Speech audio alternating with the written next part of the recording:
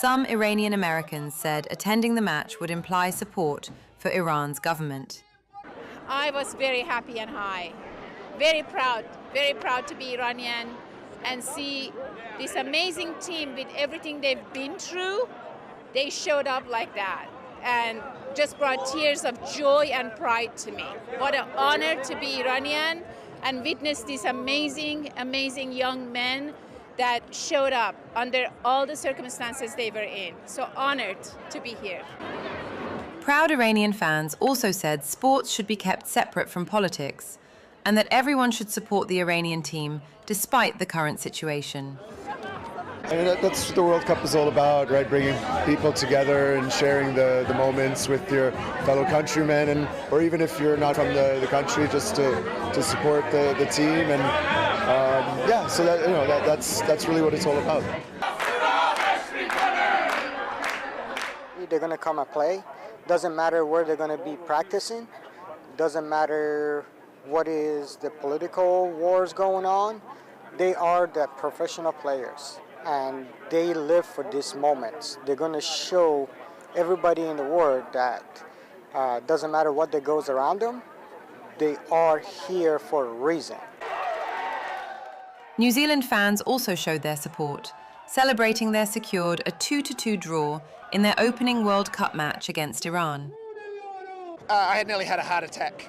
I thought we were going to win and then lose and then win and then lose, and we drew, which is kind of like a win for us, right? Yeah.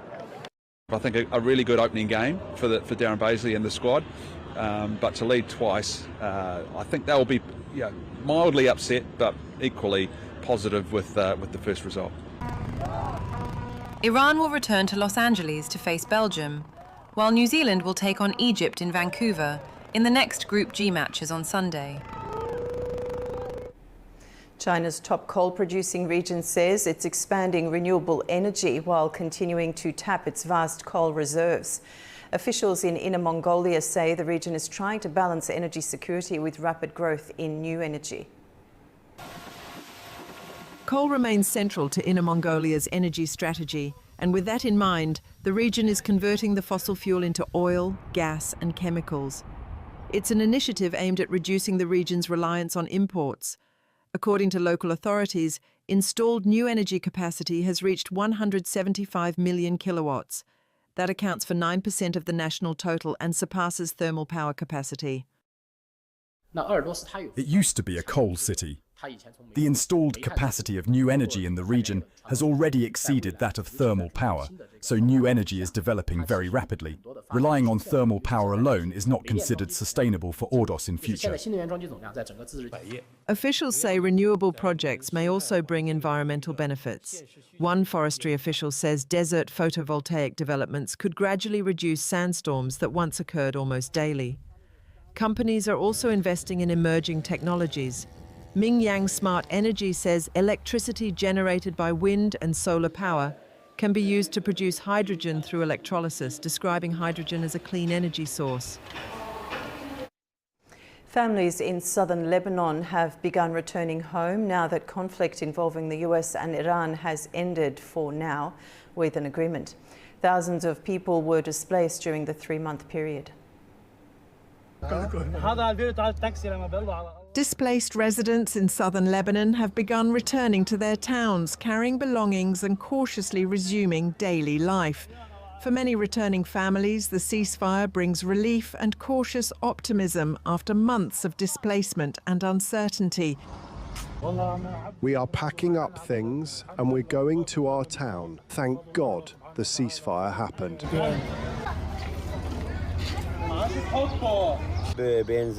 I'm filling up fuel. Then we'll put our trust in God and head to our homes. Praise be to God, Lord of the worlds. As I said, it passed safely and soundly. Authorities have advised caution as some security measures remain in place. Lebanon experienced the deadliest spillover of the wider US-Iran conflict, with over 1 million people displaced and thousands killed. While families can now return home, rebuilding communities and restoring normalcy will take time as the region recovers. The Ebola outbreak is also spreading in Uganda. Scientists there are racing to develop a vaccine against the Bundi-Bugyo strain of the virus. Researchers say ongoing trials could help pave the way for new treatments and vaccines in the coming months. Ugandan scientists are stepping up efforts to develop a vaccine against the Bundi-Bugyo strain of Ebola as the outbreak continues to spread in Uganda and neighbouring Democratic Republic of the Congo. Researchers at the Uganda Virus Research Institute are working with global health organisations and pharmaceutical companies to develop an effective vaccine. According to the World Health Organization, the Bundi-Bugyo virus is one of 3 Ebola virus species known to cause major outbreaks. There are currently no approved vaccines or specific treatments for the strain. While many questions remain, ongoing clinical trials aim to provide answers. We already have individuals who got infected with Israel, those who got infected with the Bundi-Bugyo, those who got infected with Sudan. If you get their antibodies, can they kill the other one? Can somebody who has antibodies against Israel, can those antibodies work against Bundi-Bugyo? Those lab studies are also being planned. The World Health Organization says a promising vaccine trial by the International AIDS Vaccine Initiative could be available within 7 months. There are other support we give. I already told you the emergency medical team. The emergency medical training that we started many years ago, and many Ugandans were certified. I think I heard 148. That helps in preparedness, and that helps in response. Health authorities say most of Uganda's 19 confirmed Ebola cases were imported from the Democratic Republic of the Congo. The latest outbreak there was declared in mid-May, with 689 confirmed cases and 139 deaths reported as of Friday. And in other news from Africa, Casablanca is hosting the first Africa-based session of the China-Africa Economic and Trade Expo. The event comes weeks after Beijing implemented a zero-tariff policy for African exports. The expo is bringing together Chinese and Moroccan companies, with Rabat looking to boost exports while attracting more investment. For the first time, the China-Africa Economic and Trade Expo is being held on African soil, putting Casablanca at the center of a new push to deepen commercial ties between Morocco and China. Around 120 Chinese companies, along with about 60 Moroccan companies, are taking part in this major event. Hunan Province's Vice Governor is leading a delegation of nearly 100 people to Morocco. We hope that in the future, China and Morocco, especially Hunan and Morocco, will develop even stronger ties. The expo focuses on new energy, machinery, industrial equipment, agri-food, consumer goods, and automotive parts. For Morocco, the goal is to attract investment, technology, and new export opportunities. We feel extremely honored and heartened by the strong China-Morocco friendship reflected at this expo. Lots of Chinese firms gather here in this event to present reliable Chinese equipment and technology. Morocco opens its market warmly to Chinese brands. Chinese companies are already expanding in Morocco's infrastructure, construction, renewable energy and automotive sectors as the country prepares for major projects linked to the 2030 FIFA World Cup. We have been present in Morocco for almost a year and a half, and we are involved in several projects, including the Mole Abdallah Stadium. We hope to further develop the Moroccan market and strengthen the relationship between Morocco and China. Morocco is also looking to turn China's tariff-free access into new export gains, especially for argan oil and other high-value Moroccan products. It is a valuable initiative that reflects cooperation between China and African countries, especially Morocco. Morocco's hosting of Chinese companies for the first edition is an important step in strengthening economic and trade relations. China-Morocco trade reached nearly $11 billion in 2025. Now Beijing's zero-tariff policy and rising Chinese investment in EV batteries, auto parts, renewable energy and industrial zones could help Morocco boost exports and climb the industrial value chain.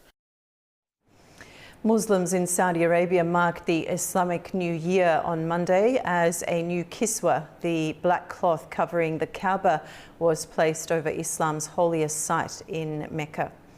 The covering is made from embroidered silk panels decorated with Quranic inscriptions. The Kaaba is the focal point of the annual Hajj pilgrimage, during which millions of Muslims travel to Mecca and walk around the sacred structure as part of their religious duties. Hajj is one of the 5 pillars of Islam and is required once in a lifetime for Muslims who are physically and financially able. After a break, we'll continue with the main stories shaping the region. Stay with us.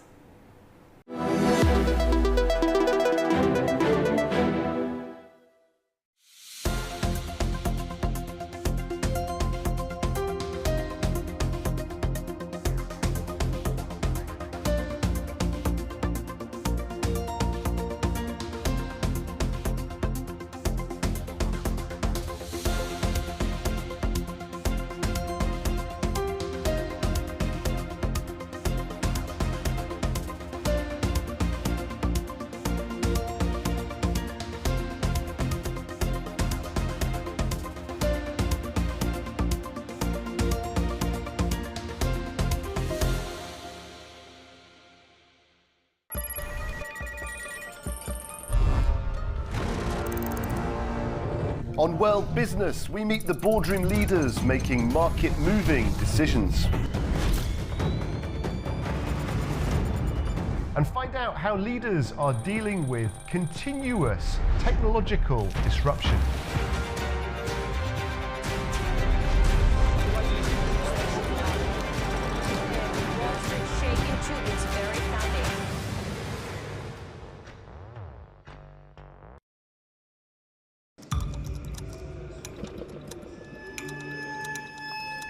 Inside Politics delves deeply into the heart of global issues shaping our world today.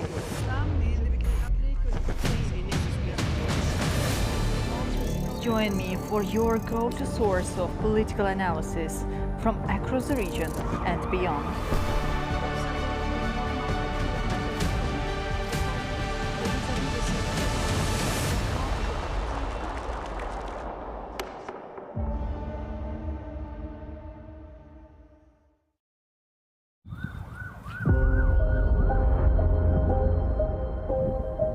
We are in Seoul, the Republic of Korea, a country that for more than 70 years has lived in a shadow of unfinished war. I was 18 years old when the Korean War broke out. My 2 brothers were dragged out to the front yard of the village public hall and forcibly subjected to a trial under the name of People's Trial.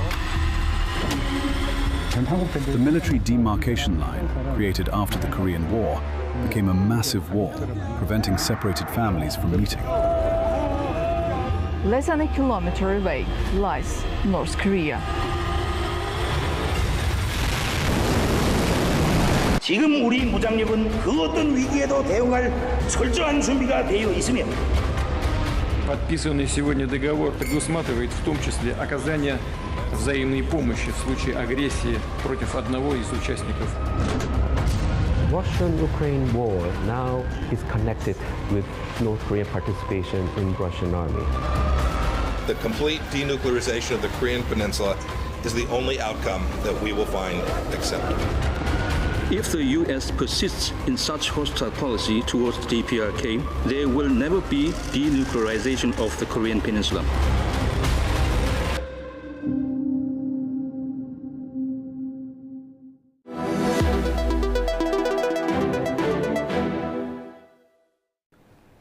Welcome back. You're watching AnewZ. Azerbaijan and the Holy See are seeking stronger ties with interreligious dialogue and cultural heritage among the main areas of cooperation. President Ilham Aliyev received George Jacob Kuvakad, prefect of the Dicastery for Interreligious Dialogue of the Holy See in Baku. They discussed bilateral ties, reciprocal visits, tolerance, multiculturalism and cooperation with the Haidar Aliyev Foundation. Kuvakad conveyed greetings from Pope Leo XIV and Cardinal Pietro Parolin, the Vatican Secretary of State. President Aliyev also presented him with a letter inviting Pope Leo XIV to visit Azerbaijan. Uzbekistan and 5 partner countries have signed an agreement for the further development of the Kaska Plus transport corridor. It's a strategic route linking Central Asia with the South Caucasus and Turkey, which provides an alternative trade connection between Asia and Europe.